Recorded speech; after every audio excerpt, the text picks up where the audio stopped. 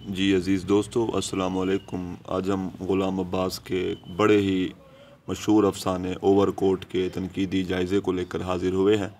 Video کو یہیں پر like کر دیں۔ دوستو، غلام عباس کا یہ افسانہ مجھے ذاتی طور پر بہت پسند ہے۔ غلام عباس کو شہرت دوام عطا کرنے والا افسانہ اوور کوٹ اردو کے لازوال افسانوں میں شامل ہے۔ غلام عباس کے دیگر افسانوں کی طرح اس افسانے کا کردار بھی دوہری شخصیت کا حامل ہے۔ افسانے میں مرکزی کردار کا نام نہیں بتایا گیا۔ بیانیہ انداز کے حامل اس افسانے کا مرکزی کردار ظاہری وضاحت سے متمول خاندان کا اور خوش پوش نوجوان نظر آتا ہے۔ افسانہ آغاز سے ہی قاری کو اپنی طرف متوجہ کر لیتا ہے۔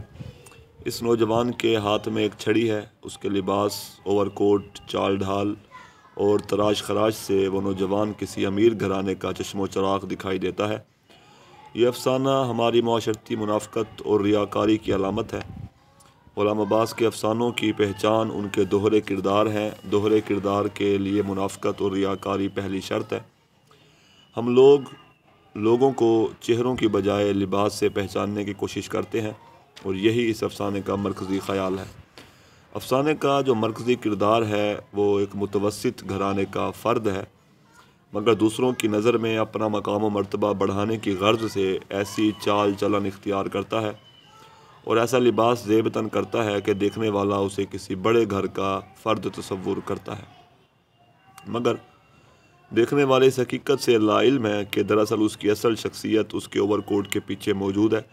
پھٹی پرانی بنیان اور جرابیں اور شرٹ کی غیر موجودگی کوئی اور ہی داستان سنا رہی ہے۔ گلے کے مفرل اور اوور کوٹ نے اس کی شخصیت کو ڈھانپ رکھا ہے۔ ایک حادثے کے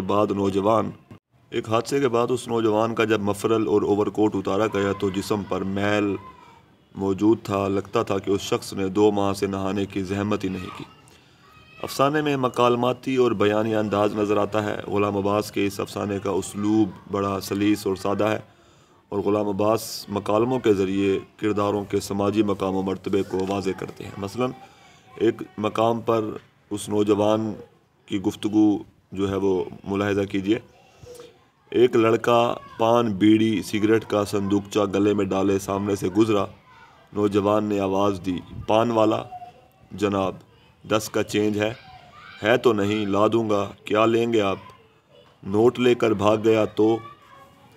اس کے علاوہ دوستو، نوجوان کا جو حلیہ غلام عباس نے بیان کیا ہے وہ بڑا خوبصورت ہے، اور حلیہ نگاری میں غلام عباس کو بڑی مہارت حاصل ہے۔ سماعت کیجیے۔ یہ نوجوان اپنی تراش خراش سے خاصا فیشنیبل معلوم ہوتا تھا۔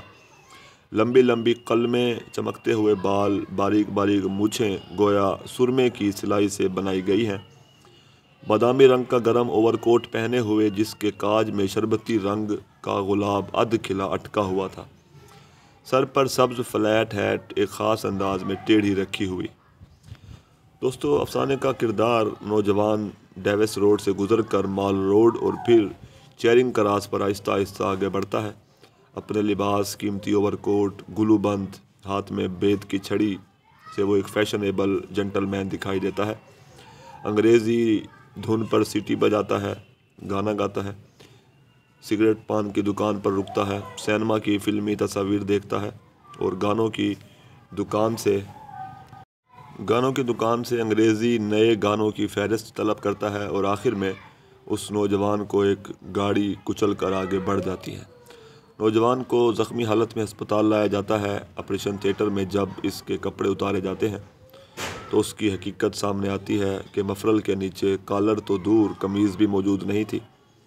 بوسیدہ سویٹر سے میلا کچیلا بنیان نظر آتا تھا، اور افسانے میں مرکزی کردار کا اوور کوٹ معاشرے کی ظاہری خوبصورتی اور منافقت کی علامت ہے، اور اس کوٹ کے نیچے ہمیں ایک گلا سڑا سماج نظر آتا ہے۔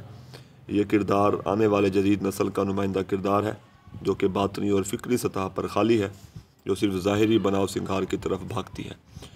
اس افسانے کو پڑھ کر بلا شبہ ایک شعر ذہن میں ضرور آتا ہے کہ ملبوس خوش نما ہے مگر جسم کھوکھلے، چھلکے سجے ہوئے ہیں پھلوں کی دکان پر۔ ہم اپنے منفی کردار کو چھپانے کے لیے چہرے اور حلیے بدلنے پر مجبور ہیں۔ ہمارا ایک خوبصورت رخ ہے تو دوسرا ایک بدصورت رخ ہے۔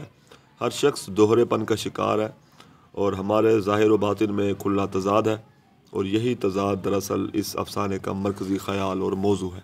شکریہ۔